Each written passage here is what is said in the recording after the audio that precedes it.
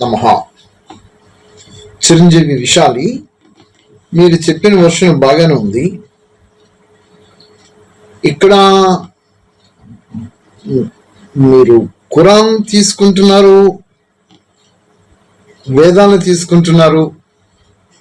వేదాలలో ఉన్న విషయాల్ని ఖురాన్లో ఉన్నవి, ఖురాన్లో చెప్పినటువంటివి వారు చెప్పినటువంటి విధానంతో ఆ పవిత్ర గ్రంథము, ఆ ప్రవక్తని ఈశ్వరుడే పంపించాడు, ఇక్కడ కూడా ఈశ్వరుడే చెప్పాడు అని దానిని దీన్ని సమన్వయపరుచుతూ చెప్తున్నాం.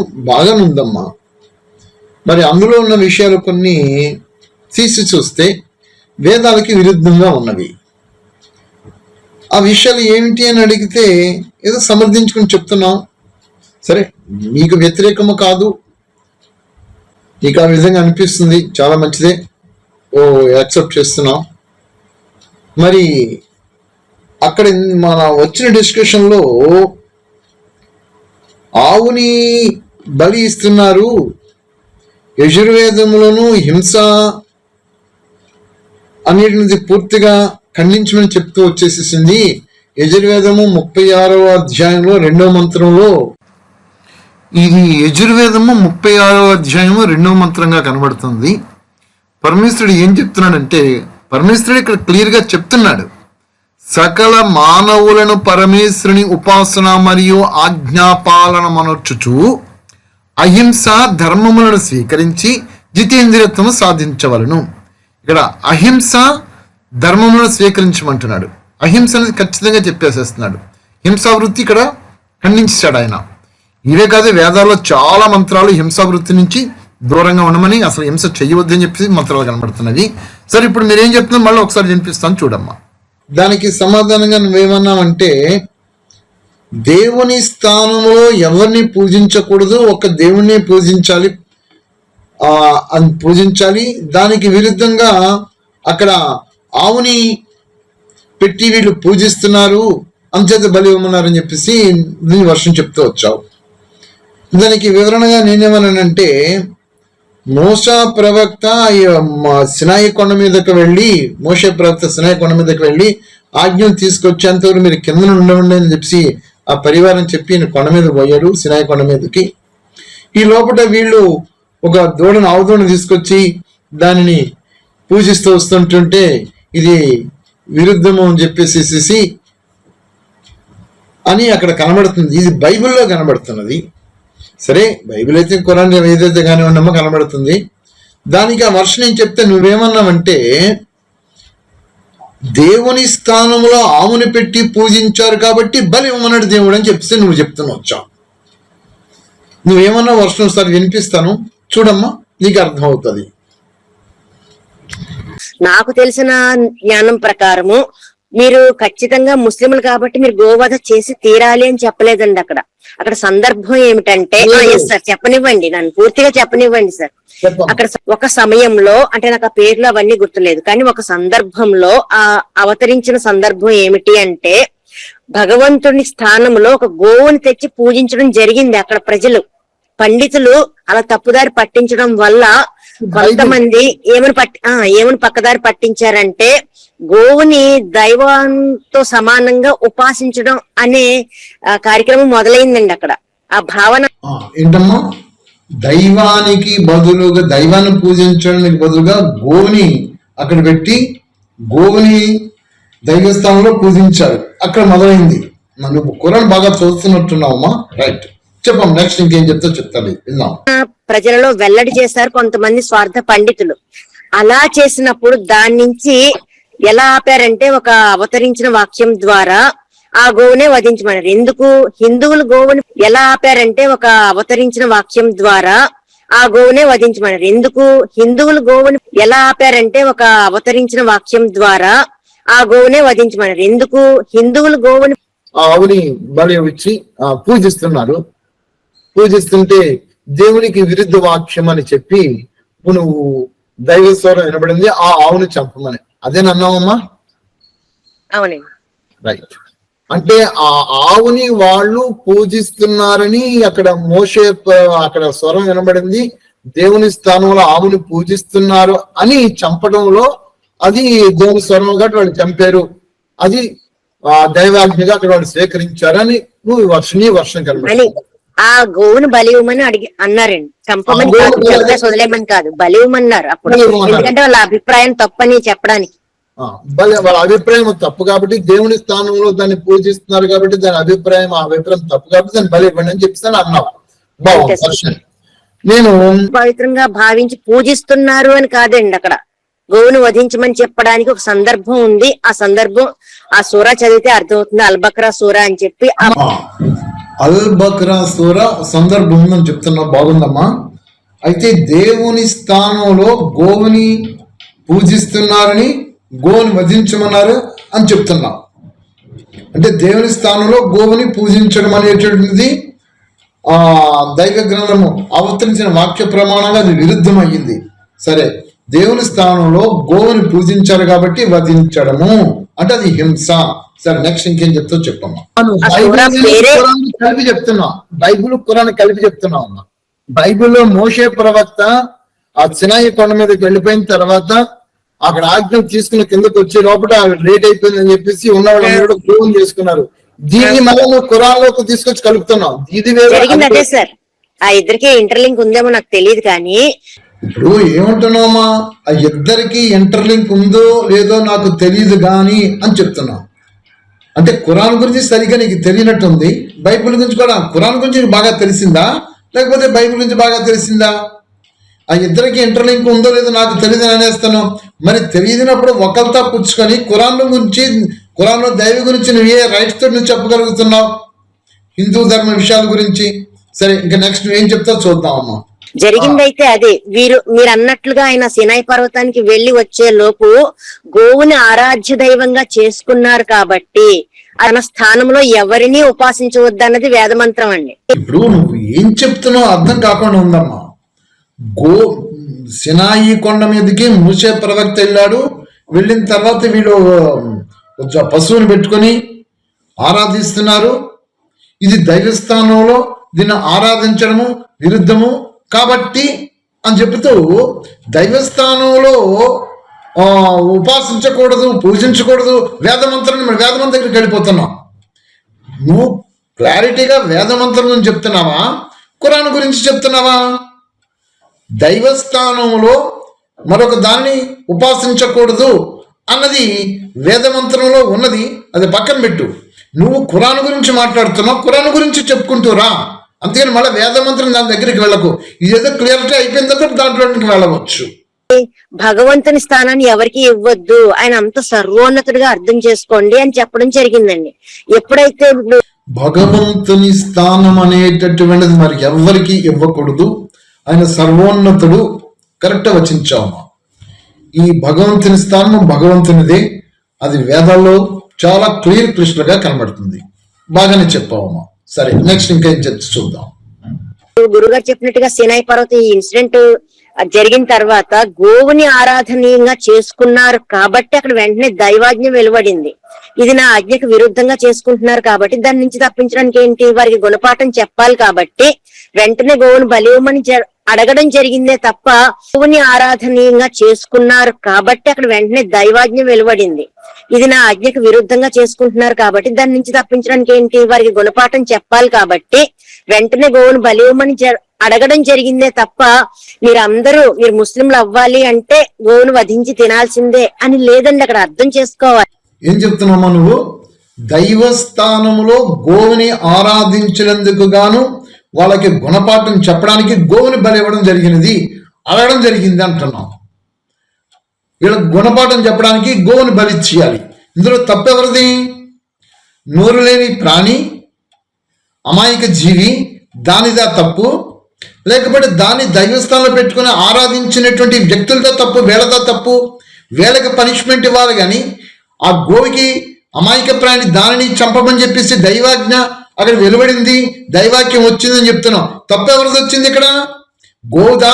ఆ గో స్థానంలో దైవస్థానంలో గోవుని పెట్టి పూజించే వ్యక్తులదా? మరి ఒక ప్రక్క నుంచి దైవ వాక్యం వెలువడింది, గోవుని వీళ్ళకి గుణపాఠంగా చెప్పడానికి బలి ఇవ్వమని చెప్తున్నప్పుడు మరి ఖురాన్లో మొట్టమొదటి వాక్యం వచ్చింది, అపార కరుణామయుడు, దయాశీలుడు, మరి కరుణ దయ అనేటువంటి అమాయక ప్రాణి మీద అక్కడ కనబడదా? ఎవరి మీద దయా కరుణ కనబడుతుంది? ఏమి చెప్పుకుంటూ వస్తున్నావు? ఆలోచించు తల్లి. సరే, నెక్స్ట్ మళ్ళీ ఏం చెప్తున్నావు అది కూడా వినిపిస్తాం చూడు. ఏ సందర్భంలో ఆ అనుజ్ఞ వెలువడిందో అది పట్టుకుని అపార్థం చేసుకుంటూ మనమేమో పవిత్రంగా చూస్తున్నాము, వారేమో చంపేమని చెప్తున్నారు అన్నట్లుగా తీసుకుంటున్నారు. సందర్భంలో అనుజ్ఞ వెలువడిందో, మనము పవిత్రంగా తీసుకున్న గోవుని వారు చంపేస్తున్నారు. ఏ సందర్భంలో వెలువడినది? దైవస్థానంలో గోవుని ఉపాసిస్తున్నారు. దైవస్థానంలో గోవుని ఇంకా ఇతర ఏ పదార్థాన్ని ఉపాసించకూడదు, దాన్ని పూజిస్తున్నారు అని దాన్ని సంహరించడం చెప్పడం జరిగిందని ఇప్పుడు ఈ మాటలు బట్టి అర్థమైపోతున్నది. అసలు అమ్మ, నువ్వు ఖురాన్ పెద్దల్ని అడిగావా? గోవుని అక్కడ దైవస్థానంలో గోవుని పూజించారా, దూడను పూజించారా? సినాయి కొండ మీదకి వారు వెళ్ళిన తర్వాత వీడు ఒక దూడను తెచ్చుకొని, ఆవు దూడను తెచ్చుకొని వాళ్ళు ఉపాసించారు, పూజించారు. గోవు గోవు గోవు అని చెప్తున్నావు. నీ వర్షం అంతా కూడా రాంగ్ స్టేట్మెంట్కి వెళ్ళిపోయింది. ఇలాగనే యథార్థ సత్యం తెలుసుకోకుండా నీకు తెలిసినటువంటి మిడిమిడి జ్ఞానంతో హైందవ సాంప్రదాయాన్ని విమర్శిస్తూ జ్ఞానం చెప్పేస్తున్నా ప్రజల మధ్యకి వెళ్ళి. పూర్ణ జ్ఞానిగా నువ్వు మారావా? అసలు హైందవ సాంప్రదాయంలో వేదాల గురించి నీకు తెలియాలనేటట్లయితే చదువుకున్నావమ్మా? క్షమించు, నువ్వు అంటూ సంబోధిస్తున్నాను, క్షమించు తల్లి. మీరు ఏం చదువుకున్నారమ్మా? 4 వేదాలు క్షుణ్ణంగా చదివావా? దానికి రిలేటెడ్గా ఉండినటువంటి దర్శనాలు చదివావా పూర్తిగాను? ఉపనిషత్తులు చదివావా పూర్తిగాను? మహాభాష్యం చదివావా పూర్తిగాను? శతపథ బ్రాహ్మణములు, ఆరణ్యకములు ఏమైనా చదివావా? తర్వాత ధాతుపాఠం చూసావా? నిరుక్తం చూసావా? చూసావని చెప్పేసి హిందువులో దైవంలో ఉండే విధానాల్ని అక్కడ దానితో ఖురాన్తో పెట్టి పోల్చి రెండు సమన్వయపరుచు చెప్పేస్తున్న జ్ఞానాన్ని. సరే, ఇప్పుడు ఏం చెప్పింది? అక్కడ దూడని ఉపాసించారు అని మాట్లాడుతున్నావమ్మా విశాలి గారు. ఏ సందర్భంలో ఆవుని బలిచ్చారు అంటున్నావు అంటే నీవు అసలు వాస్తవంగా ఖురాను పెద్దలను నువ్వు ఏమైనా అడిగావా? నువ్వు ఖురాను చదివావా? వాడు చెప్పింది వీళ్ళు చెప్పింది విని నువ్వు దాని మీద ఉండేటటువంటి ఒక విధమైనటువంటి మోహంతో అక్కడ పరమాత్మ గురించి చెప్తున్నారు, ఇక్కడ అల్లా గురించి చెప్తున్నారు, ఇద్దరు ఒకటే ఆ భావనతోటి అది ఏం చెప్తున్నారో దాన్ని నీకు అనుగుణంగా మార్చేసేసుకొని నువ్వు నమ్మిన సిద్ధాంతాన్ని బలపరచడానికి దాన్ని అక్కడ ఉటంకించి చెప్తున్నావా? అసలు అక్కడ దూడను బలి ఇవ్వమన్నారా, ఆవును బలి ఇవ్వమన్నారా? అది నీకే క్లారిటీ లేదు. మరి దేవుని స్థానంలో దేన్ని పూజించారో అది నీకే కరెక్ట్గా తెలియలేదు. మరి ఖురాన్లో ఏముందో ఒకసారి వినిపిస్తాను చూడండి. ప్రేక్షక మహాశయులు మీరు కూడా సత్యాసత్యాన్ని గ్రహించండి. ఇక్కడ అల్ బకరా 2 అల్ బకరాలోను అంటే ఖురాన్ గ్రంథంలోను 2 అల్ బకరాలోను 51, 52 ఈ ఆయుతలోను ఏముంది మీకు వినిపిస్తాను చూడండి. మేము మూసాను 40 రేయింబాళ్ళు నిర్ణీత కాలం వరకు పిలిచినప్పుడు మీరు అతను లేకపోవడం చూసి ఆవు దూడను ఆరాధ్య దైవంగా చేసుకున్నారు. ఇక్కడ స్వయంగా ఆ అల్లావారే చెప్తున్నారు, నేను మూసాని పిలిచాను 45 రోజులు రేయింబాళ్ళు ఉండమని, అక్కడ మీరు లేని సమయంలో ఆవుదును ఆరాధ్యంగా చేసుకున్నారు అని అల్లావారే చెప్తుంటే నువ్వు ఆవుని ఏ సందర్భంలో ఆవుని పూజించారు దైవస్థానంలో అని చెప్తున్నావు? ఈ మాటలు ఎక్కడున్నవి, ఎలా ఉన్నవి అసలు పరిశీలించుకున్నావమ్మా? నువ్వు నమ్మిన సిద్ధాంతాన్ని చెప్పడానికి నీ ఇష్టోజులుగా చెప్పేసుకుంటూ వెళ్ళిపోతావు ఆ జ్ఞానాన్ని. ఇదే సరిదిద్దుకోమని మొదటి నుంచి మీకు హెచ్చరిస్తున్నాను, అయినా మానటం లేదు. నమ్మిన సిద్ధాంతాన్ని పట్టుకుని పిడివాదంలో చెప్పుకుంటూ పోతున్నావు. ఇంకా ఏమన్నారు ఇక్కడ? మీరు అతను లేకపోవడం చూసి ఆవు దూడను ఆరాధ్య దైవంగా చేసుకున్నారు, ఆ విధంగా మీరు ఘోర దురాచారానికి పాల్పడ్డారు అని చెబుతూ, అయినప్పటికీ మీరు కృతజ్ఞులవుతారేమో అని మేము మిమ్మల్ని క్షమించాము. ఇక్కడ మేము మిమ్మల్ని క్షమించామని అల్లావారే అక్కడ వాక్యం వెలువడిందే. మరి అల్లావారే క్షమించామని చెప్పినప్పుడు నువ్వు బలి ఇచ్చారు ఆవుని ఏ సందర్భంలో నువ్వు ఏ అథారిటీస్ తోటి, ఏ రైట్స్ తోటి, ఏ ప్రమాణంతో నువ్వు ఆవుని అక్కడ బలి ఇవ్వడం జరిగిందని చెప్పేస్తున్నావమ్మా? దీని తర్వాత మళ్ళీ నెక్స్ట్ సూరాలో మళ్ళీ ఏం చెప్పారో అది కూడా వినిపిస్తాను, అది చూడు.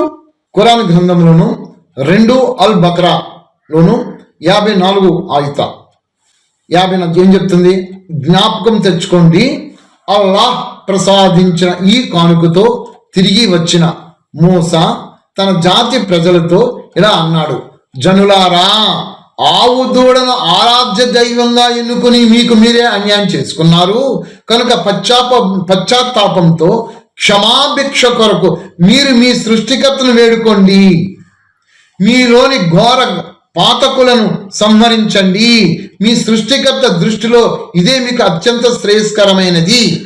అప్పుడు మీ సృష్టికర్త పశ్చాత్తాపాన్ని ఆమోదించాడు, ఆయన ఎక్కువగా క్షమించేవాడు, అమితంగా కరుణించేవాడును. ఇక్కడ క్లియర్గా చెప్పేస్తున్నాడు, ఆవు దూడని వధించమని చెప్పలేదు. ఆరాధ్య దైవంగా ఎన్నుకొని మీకు మీరే అన్యాయం చేసుకున్నారు, ఆవు దూడని వీళ్ళు దైవంగా చేసుకొని వీళ్ళకి అన్యాయం చేసుకున్నారు. ఇందులో ఘోరమైన పాతకాలు ఎవరైతే ఉన్నారో వాళ్ళని సంహరించమన్నాడు.